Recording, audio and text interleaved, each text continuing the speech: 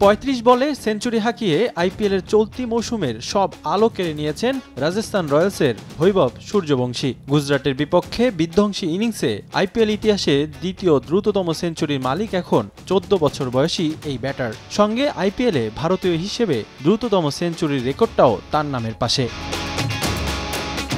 বৈভবের পারফরমেন্সে মুগ্ধ ক্রিকেট বিশ্ব, তার প্রশংসায় পঞ্চমুখ তারকা ক্রিকেটাররাও। শুধু তাই নয়, ভারতের প্রধানমন্ত্রী নরেন্দ্র মোদীরও নজরে এসেছেন বৈভব। এবার এই বিস্ময় বালকের প্রশংসা করেছেন দেশটির প্রধানমন্ত্রীও। তার এই সেঞ্চুরি দেশটির ক্রীড়াঙ্গনকে অনুপ্রাণিত করবে বলে মন্তব্য করেন তিনি।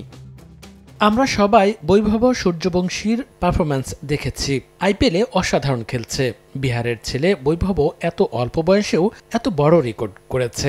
অনেক পরিশ্রমের ফসল এটা। বিভিন্ন স্তরে ম্যাচ খেলার অভিজ্ঞতাও এক্ষেত্রে কাজে লেগেছে। মোদির মুখে বিহারের ছেলের নাম শুনে স্থানীয়রা আপ্লুত হয়েছেন। তবে বিশ্লেষকদের ধারণা, দেশটির বিহার রাজ্যে সামনের নির্বাচন রেখে এমন কৌশল সাজিয়েছেন মোদি। নির্বাচনকে প্রভাবিত করতেই সূর্যবংশীর নাম ব্যবহার করছে ভারতের প্রধানমন্ত্রী।